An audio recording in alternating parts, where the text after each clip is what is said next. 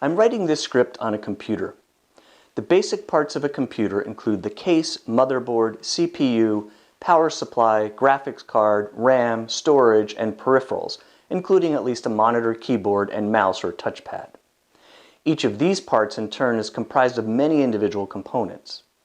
A motherboard, for example, consists of over 25 components, including the printed circuit board, switches and jumpers, power supply and other connectors, and peripheral ports. Each of those components, in their turn, are comprised of multiple individual parts. The voltage regulator circuit on a motherboard, continuing the string of examples, includes chokes, which are small coils made of iron or ferrite, transistors, and electrolyte capacitors. These components are also comprised of multiple parts. A common type of transistor used in this circuit is the metal oxide semiconductor field effect transistor, or MOSFET. MOSFETs are based on a silicon or silicon germanium semiconductor involving a layer of silicon dioxide grown on a silicon substrate such as polycrystalline silicon by thermal oxidation. The circuit is etched using photolithography and other techniques necessary for sub-wavelength, that is, less than the wavelength of light used for photolithography elements. Silicon is made from silica sand, much of which is derived from quartz rock mined from one mining district in North Carolina. This description, from motherboard to voltage regulator circuit to MOSFET chip to quartz rock from North Carolina, could be echoed tens of thousands of times over for all the varied components of the computer. It could be extended deeper into the supply chains for these components, to include the equipment used to make the components.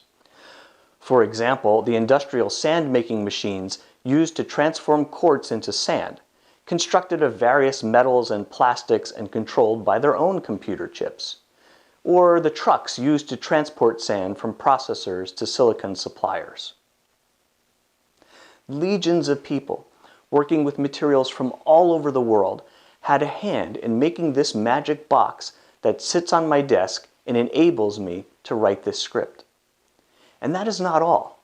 Every one of the technologies that make this machine work, from sub-wavelength lithography to physical chokes to plastics composition to mining devices to truck engines to tens of millions of lines of software code and beyond, all this human ingenuity embodies scientific and mechanical traditions extended over time and protected by different forms of intangible intellectual property, including patents, trade secrets, and copyrights. Multiply this one small example millions of times over into every niche of life: food, clothing, shelter, transportation, communication, leisure, entertainment, healthcare, education, security, and more. The size, pace, and complexity of contemporary economies is incomprehensibly vast. Property rights are nothing new, but in modernity in the West, we began to think of property in new ways. Private property rights existed under Roman law, although the extent to which this could include rights in land is debated. As the Roman era gave way to the feudal systems of medieval Europe, land ownership was concentrated in the nobility, the church, and monasteries, while common people might possess some commons use rights. In some places, growing merchant classes were able to obtain interests in lands and homes. Wealthy merchant city-states, including Venice and Florence, also began to break down feudal systems. The Protestant Reformation accelerated these movements away from feudalism. This was perhaps most notably the case in the English Reformation, including its history through the English Civil War. English jurisprudence came to view private property rights as essential to the civil liberties that provided a hedge against tyranny. The English Enlightenment political philosophers and jurists who provided the foundations for modern Anglo-American property laws and economic systems, including John Stuart Mill, John Locke, Adam Smith, William Blackstone, and others, wrote in dialogue with this deep common law backdrop. My private property rights in my home and computer protect me against physical interference from governmental or ecclesiastical authorities as I prepare this video. And similarly, your private property rights in your residence and in your computers and books protect you as you watch and read. My private property or quasi-property rights in the copyrights to my writing and videos provide me with some control over the distribution and integrity of my work. Closely connected to private property rights, as an American citizen, my rights against unreasonable searches and seizures under the Fourth Amendment to the U.S. Constitution protect my privacy against excessive government surveillance over my writing and protect your privacy in reading. Similarly, less tied to property rights but connected to the sense that every citizen enjoys a zone of autonomy from outside interference, the First Amendment to the U.S. Constitution ensures that I have freedoms of speech and religion that allow me to write and you to read without threat of legal sanction from any governmental or ecclesiastical authority. These kinds of legal protections for ordinary people to write, read, think, assemble, believe, and worship did not always exist throughout human history and do not exist in many parts of the world today. In their modern form, as we know them from historic documents including the Bill of Rights, the first 10 amendments to the U.S. Constitution, and the Universal Declaration of Human Rights, they are closely tied to private property rights and capitalism, with some very important qualifications. The Bill of Rights reflects both the American colonial experience under British rule and deeper themes of the history of earlier conflicts in England, from the Magna Carta through the English Civil Wars. The Universal Declaration of Human Rights, adopted by the United Nations in 1948 in the wake of World War II, responded to the fascisms of Hitler and Mussolini. Private property rights, then, are basic to how we think about other rights and freedoms following the most violent century in human history.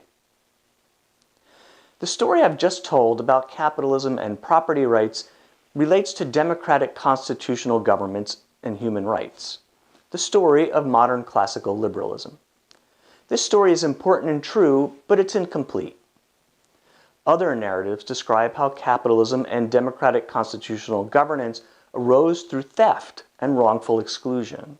In America, this story begins with the displacement of native peoples by European colonial settlers.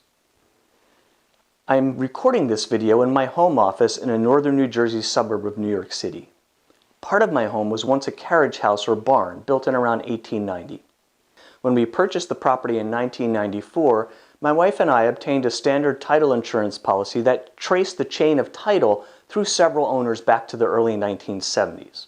This was sufficient to establish legally clear title based on the statute of limitations for potential challengers, all standard practice. My property rights in the space from which I am writing, therefore, are legally established through a chain of title dating back a little over 40 years. But what happened before then? When we renovated our home in the early 2000s, we found old newspapers stuffed into the walls as insulation, along with a cache of job application rejection letters, all dating to the 1930s. By reading those job rejection letters dumped into the wall, I learned perhaps a little bit about the apparently sad and lonely Dutchman who lived in the house at that time. I know he was a Dutchman because of his last name, but also because this part of northern New Jersey was settled by Dutch immigrants starting in the early 17th century. Our little town was known for Dutch families and institutions, including the Dutch Reformed churches that had been here for many generations.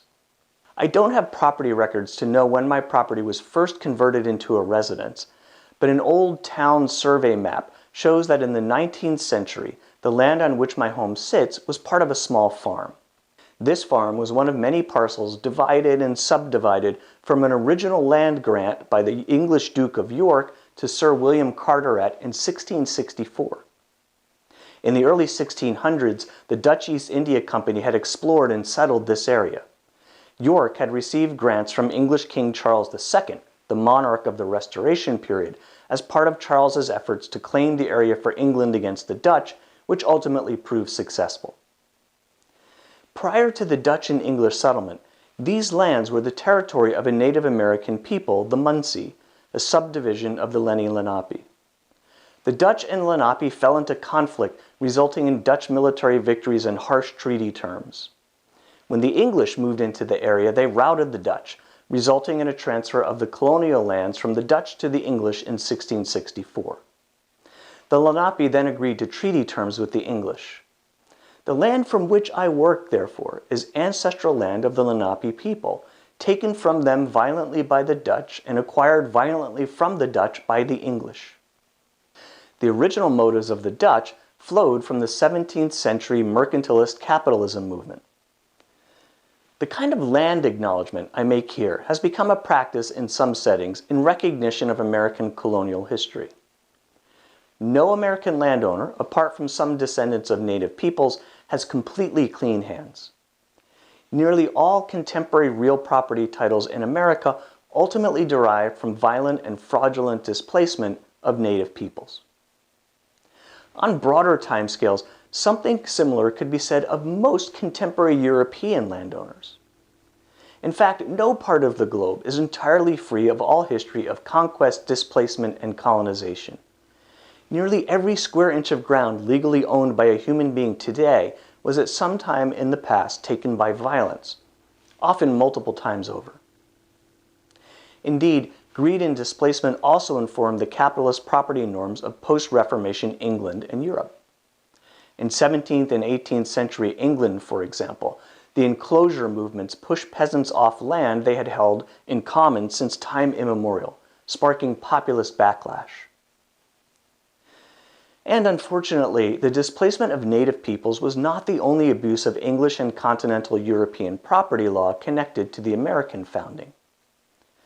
The ideas of Locke, Hobbes, and Smith, along with the common law tradition as summarized by Blackstone, provided base ingredients for the stew of the American Revolution and the U.S. Constitution. While the Constitution dealt with interstate trade barriers, it infamously failed to confront the cancer of slavery. This is tragic but not surprising. Slavery had deep roots in the American colonies. The Dutch West India Company, which first colonized my part of America, was also engaged in the transatlantic slave trade. The Puritan founders of the northeastern colonies justified black slavery with a theology of providence. Even John Winthrop, author of the Shining City on a Hill sermon delivered aboard the Arabella before disembarking in the Massachusetts Bay Colony, owned black slaves. Although some of the framers were opposed to slavery, nearly half of them were slave owners. And the southern states would not have joined the Union if the result were to abolish slavery. A few provisions of the Constitution touched on slavery. The Migration or Importation Clause prohibited Congress from regulating the Atlantic slave trade until 1808. The Fugitive Slave Clause required states to honor claims made by a claimant for the return of escaped slave. And the 3/5 Clause counted non-free persons as 3/5 of a person for purposes of legislative apportionment. All these provisions assiduously avoided the charged word slave or slavery. The Fugitive Slave Clause speaks of a person held to service or labor rather than a slave. This is both an effort to obscure the reference to slavery and a reflection of legal debates about what kinds of property rights inured in slaves. English common law courts had held that owning slaves is not a natural right arising under the common law, and so slavery could only exist as an artificial creation of legislatures. Such rulings were used by abolitionist and gradualist slavery opponents to argue against theological and quasi-scientific arguments in support of the supposed natural or divinely established order of whites enslaving black people. If slavery could be created out of nothing by legislatures, it could be abolished just as easily by legislatures. In the antebellum period, however, some Southern apologists for slavery agreed that enslavement is a temporary measure until black people were supposedly improved and civilized. The formal legal right was not a claim to the body of the person but to the person's service or labor, not unlike other forms of bonded labor common to all races. In the slaveholding South, this kind of legal reasoning sometimes served as a disingenuous diversion from the reality that a black slave was body and soul the property of the master. Of course, the slavery problem led to the American Civil War. After the Civil War, the 13th Amendment abolished slavery and involuntary servitude, except as punishment for a crime whereof the party shall have been duly convicted. And the 14th Amendment guaranteed equal protection, due process, and the privileges and immunities of citizenship without regard to race. In your constitutional law class, you'll study the historical challenges that have arisen concerning interpretation and enforcement of these amendments. Meanwhile, as the Industrial Revolution took hold in England and elsewhere in Europe, disparities between the working and upper classes became ever more apparent. The awful conditions of peasantry in many parts of Europe, along with new political movements, roiled the continent. By the mid-19th century, in response to these developments, Karl Marx published his Communist Manifesto. While communism took its path in the Soviet Union and later in China, Christian socialists and various other kinds of social democrats proposed and have tried in varying degrees to implement third-way type of alternatives to capitalism, fascism, and communism. This third-way thinking influenced labor movements in Great Britain, Europe, and the United States, including the American New Deal era and the Civil Rights Movement. Today, in my judgment, we as American lawyers face a unique challenge as we learn the doctrines of property law. We should rightly, I think, be grateful for a robust system of private property rights that helps protect us against tyranny. The violent 20th century with its world wars and the atrocities of Soviet and Chinese communism is an old wound that perhaps never fully healed. The threat of anti-democratic influences from both the far right and the far left today remains very much alive. At the same time, the terrible harms of colonial displacement and slavery have never been fully addressed, and perhaps they never fully can be reckoned. Most of our efforts this year will be devoted to the nitty-gritty of what American property law doctrines say and how they work in practice. But we'll also try to keep this big picture in sight. How do these doctrines support a society grounded in liberty? How might the limitations and exceptions already built into these doctrines begin to mitigate structural inequalities?